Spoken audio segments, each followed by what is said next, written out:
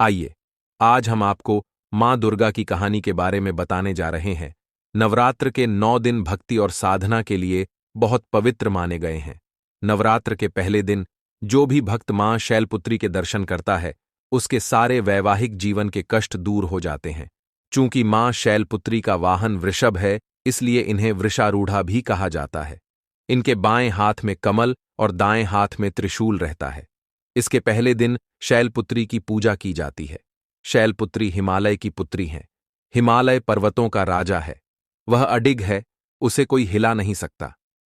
जब हम भक्ति का रास्ता चुनते हैं तो हमारे मन में भी भगवान के लिए इसी तरह का अडिग विश्वास होना चाहिए, तभी हम अपने लक्ष्य तक पहुंच सकते हैं। यही कारण है कि नवरात्र के पहले दिन शैलपुत्री की पूजा की जाती है।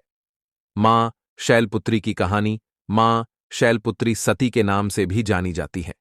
इनकी कहानी इस प्रकार है। एक बार प्रजापति दक्ष ने यज्ञ करवाने का फैसला किया।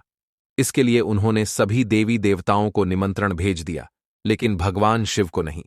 देवी सती भली भांति जानती थीं कि उनके पास निमंत्रण आएगा, लेकिन ऐसा नहीं हुआ। वो उस यज्ञ में जाने के लिए बेचैन थीं, लेकिन भगवान शिव ने मना कर दिया। उन्होंने कहा कि यज्ञ में जाने के लिए उनके पास कोई भी निमंत्रण नहीं आया है और इसलिए वहां जाना उचित नहीं है। सती नहीं मानी और बार बार यज्ञ में जाने का आग्रह करती रहीं। सती के ना मानने की वजह से शिव को उनकी बात माननी पड़ी और अनुमति दे दी। सती जब अपने पिता प्रजापित दक्ष के यहां पहुंची तो देखा कि कोई भी उनसे आदर और प्रेम के साथ बातचीत नहीं कर रहा है। सारे लोग मुंह फेरे हुए हैं और सिर्फ उनकी माता ने स्नेह से उन्हें गले लगाया। उनकी बाकी बहनें उनका उपहास उड़ा रही थीं और सती के पति भगवान शिव को भी तिरस्कृत कर रही थीं। स्वयं दक्ष ने भी अपमान करने का मौका न छोड़ा। ऐसा व्यवहार देख सती दुखी हो गईं। अपना और अपने पति का अपमान उनसे सहन न हुआ और फिर अगले ही पल उन्होंने वो कदम उठाया जिसकी कल्पना स्वयं दक्ष ने भी नहीं की होगी। सती ने उसी यज्ञ की अग्नि में खुद को स्वाहा कर अपने प्राण त्याग दिए।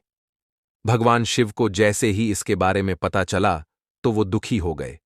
दुख और गुस्से की ज्वाला में जलते हुए शिव ने उस यज्ञ को ध्वस्त कर दिया।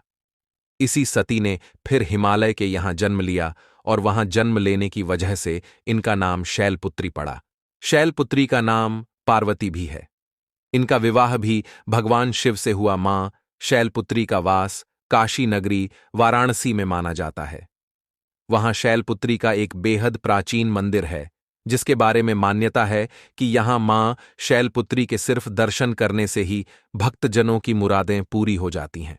कहा तो यह भी जाता है कि नवरात्र के पहले दिन यानी प्रतिपदा को जो भी भक्त मां शैलपुत्री के दर्शन करता है, उसके सारे वैवाहिक जीवन के कष्ट दूर हो जाते हैं।